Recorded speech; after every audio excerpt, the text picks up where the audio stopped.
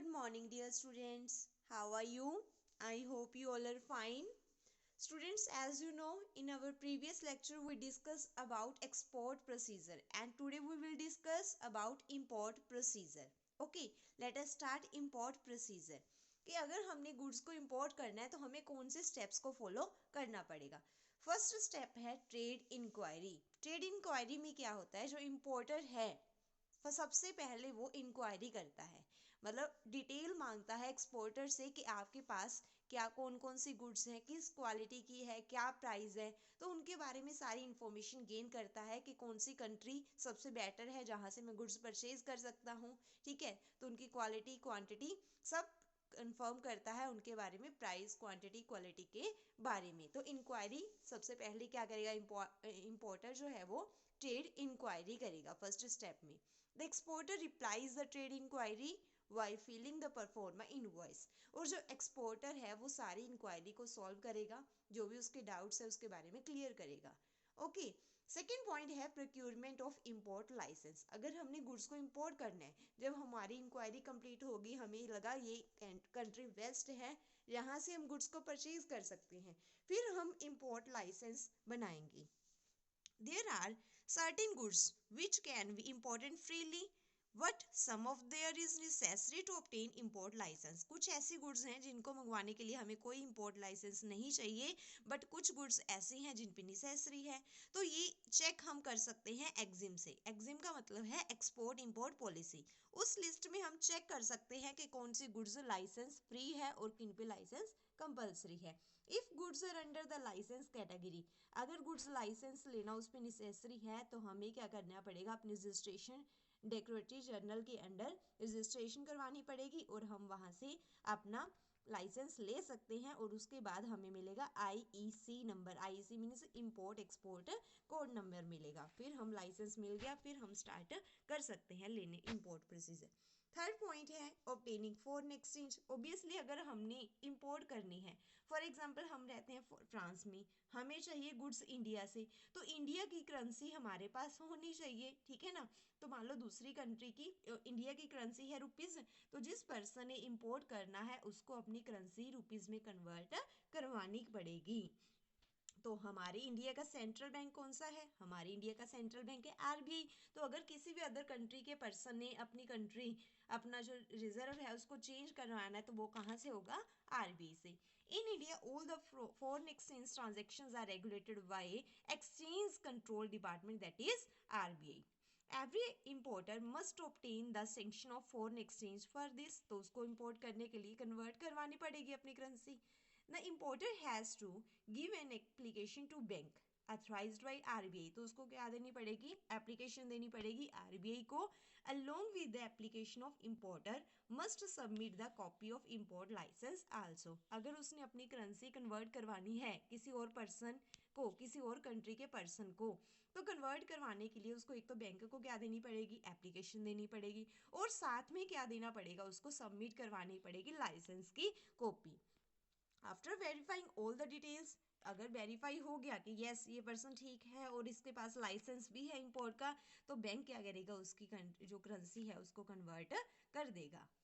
Okay, तो ये है after verifying the details the bank sanctions the necessary foreign exchange उसको प्रोवाइड करेगा.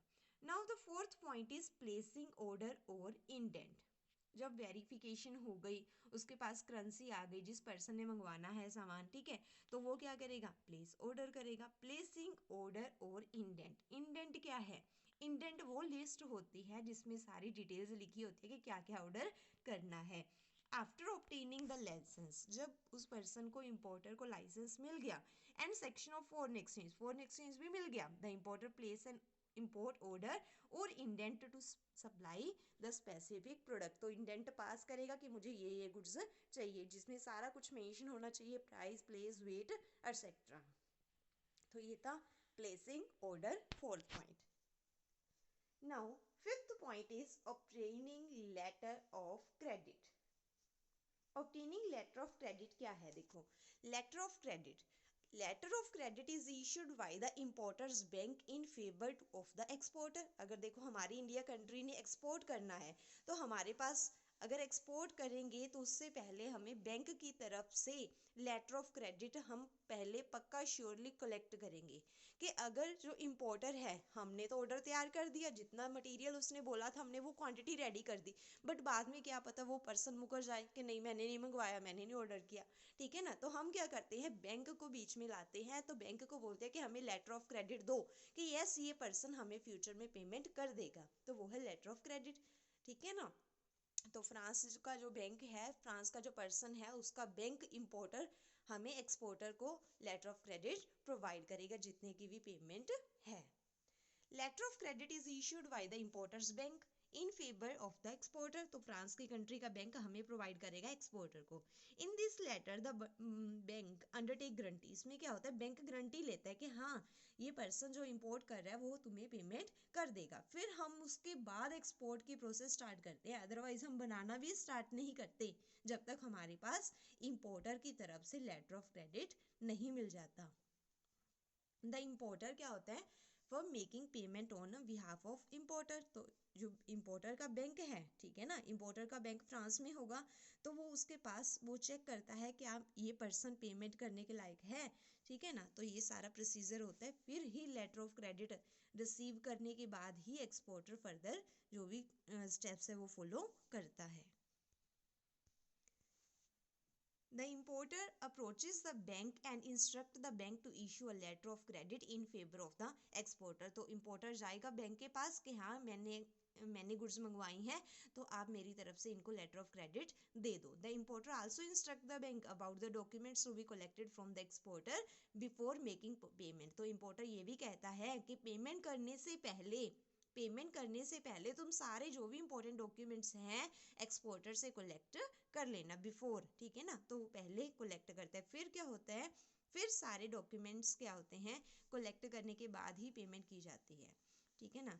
तो इम्पोर्टर क्या है, बैंक को बोलता है कि तुम इनको लेटर ऑफ क्रेडिट प्रोवाइड कर दो, तो जब भी गुड्स आ जाएंगी फिर उसके बाद ही हम एक्सपोर्टर को पेमेंट करेंगे।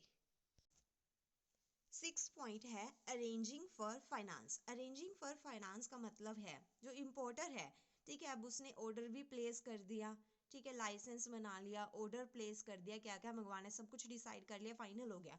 फिर क्या करेगा इम्पोर्टर जो है वो फाइनेंस अरेंज करेगा, पैसा अरेंज करेगा, जो भी पेमेंट उसकी बनती है वो सारा अरेंजमेंट करनी स्टार्ट कर देगा, क्योंकि अगर वो पैसा पेमेंट नहीं करेगा तो हाई पेनल्टीज चार्ज होंगी इंपॉर्टेंट गुड्स के ऊपर। अगर टाइम पे वो पेमेंट नहीं करता तो बहुत ज़्यादा पेनल्टीज पे करनी पड़ती है।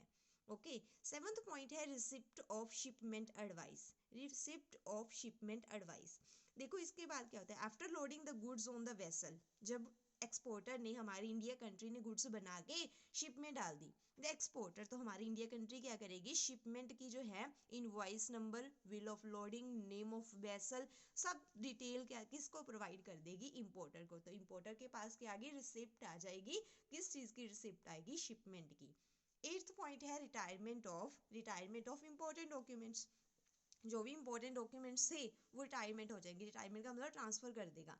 After shipment of goods the exporter सारे डॉक्यूमेंट्स जो है वो बैंक को दे देगा कि देखो मैंने पेमेंट भी कर दी, ये वगैरह इस शिप में गई है, ये सब डिटेल वो क्या करेगा, बैंक को प्रोवाइड कर देगा। रिटायरमेंट का मतलब देना, ठीक है, यहाँ पे रिटायरमेंट का मतलब ये है कि इंपॉर्टेंट डॉक्यूमेंट्स किसको प्रोवाइड किए जाएंगे, बैंक को। तो इस डॉक्यूमेंट्स मेनली कौन से होते हैं, first one is letter of credit, bill of lading, packing list, certificate of origin, marine insurance, bill of exchange, ये इंपॉर्टेंट डॉक्यूमेंट्स हैं, ये सारे क्या करेगा एक्सपोर्टर इंपोर्टर की बैंक को सबमिट करवा देगा। ओके, 9th पॉइंट है arrival of goods are shipped by the exporter, ठीक है ना। उसके बाद क्या होगा, एक्सपोर्टर शिप्स में डाल के सारा सामान भेज देगा, तो उधर जाएगा, सारा सामान पहुंच जाएगा शिप का जो कैप्टन है उसके पास। तो शिप का कैप्टन क्या करेगा, जब गुड्स पहुंच गई तो वहां पे होता है एक डॉक, ठीक है ना, डॉक ऑफिसर होता है, वो उस डॉक ऑफिसर को सारा सामान पकड़ा देगा। जो शिप का कैप्टन है वो डॉक ऑफिसर को सारा सामान पकड़ा देगा और उसको बोलेगा ये सारी जो भी लिस्ट है, जो भी सामान है इसके अंदर, वो सारा इंपोर्ट जर्नल मैनिफेस्ट में अपना रिकॉर्ड कर लो। तो उसका नाम है, डॉक्यूमेंट का नाम है इंपोर्ट जर्नल मैनिफेस्ट। तो सारा रिकॉर्ड वो बुक में नोट कर लेगा, ठीक है। फिर इंपोर्टर आएगा किसके पास, डॉक ऑफिसर के पास आएगा, फिर इम्पोर्टर डॉक ऑफिसर से वो सारा सामान कलेक्ट करेगा। और फिर क्या होता है, the importer prepares a document called bill of entry. Bill of entry जो है वो रेडी करेगा। उसमें क्या होता है, इंपॉर्टेंट गुड्स के बारे में जो भी सबमिट हुई है वो सारा सामान आया वो सारा रेडी करेगा, उस लिस्ट में रिकॉर्ड करेगा ताकि कस्टम ऑफिसर को जाके क्लियरेंस करवाई जा सके, क्योंकि कस्टम क्लियर भी करवाना पड़ेगा, जो बिल है जो शिप का चार्ज है वो भी सारा क्लियर करवाना पड़ेगा। तो टेंथ पॉइंट में यही बताया कि कस्टम क्लियरेंस होता है। ओके, तो ये है आपका कंप्लीट प्रोसीजर। तो आपने लर्न करना है और राइट करना है। Okay, thank you.